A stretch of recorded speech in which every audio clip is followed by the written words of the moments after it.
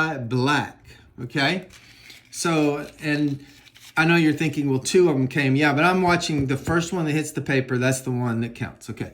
So in this particular trial, I got the number of blacks that showed up. So X equals number of blacks.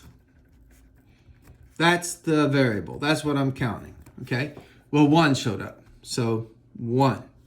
Okay, so I'm going to do slash marks. You know, these things, 1, 2, 3, 4, 5, 6, 7, so forth like that. That's how I'm going to count.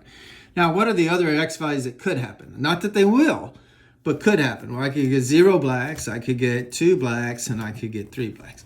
Now, I have to do this 10 times. Well, we're not going to sit here and do it 10 times on this video. You'd get extremely bored.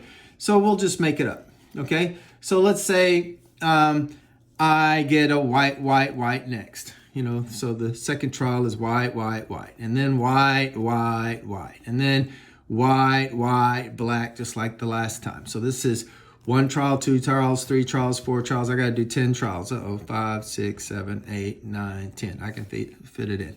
So then we get white, black, white. And then we get white, white, white. And then we get white, black, black. Okay, and then I get, on my 8th one, I get white, white, white. And then on my 9th one, I get white, black, white. And then finally white, white, white. Okay, so what I'm supposed to do is be tallying this up. So how many times did I get 0? So this is 0 blacks. So 0 blacks, 0 blacks, that's 2. How many more 0 blacks? There's another 0 black. There's another 0 black.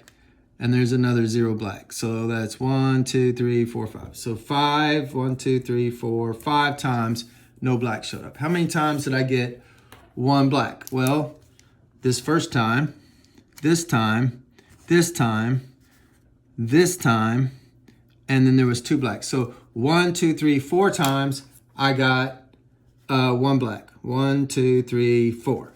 How many times did I get 2 blacks? Well, only once did that happen. That's this one right here.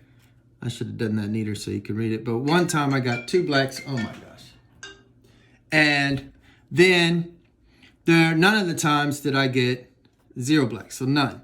So another way to write the frequency would be 5, 4, 1, and 0. Now what we want to build is a probability distribution.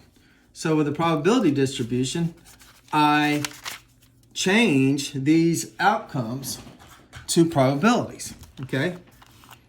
So the possible outcomes are 0, 1, 2, and 3.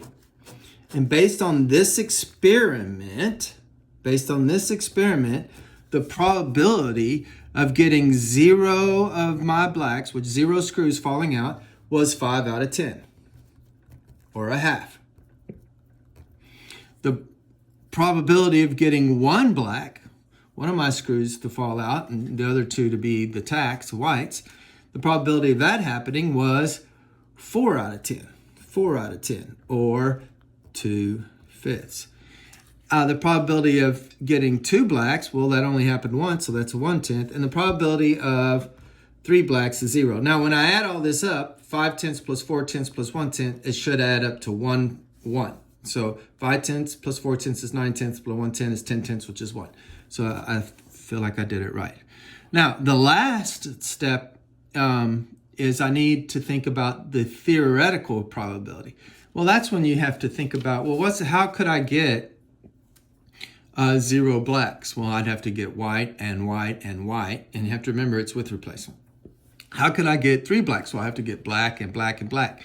The hard one are these two, you know, like how can I get, how could I get 1 black? You know, how could that happen? Well, I could get black followed by white, and notice the land. So black and white and white. Or I could get white and black and white. Or I could get, let's see, I could get white and black. So you find this probability, this happening, this probability, this happening, this probability, this happening, and then add the 3 up because or means add. But in between, you're multiplying. So the probability of black is 2 out of 10 because you're supposed to have 2 blacks. and white is 8 out of 10 and 8 out of 10. So 2 tenths times 8 tenths times 8 tenths. And of course you reduce and that sort of thing. But hopefully that helps you with your project. And you just build another probability distribution, only this time theoretical. So what should happen in theory, not necessarily what will happen in your experiment, but what would happen in theory. And if you did it a million times, on average, this is what would pop out. Okay. Math made simple. Simple math.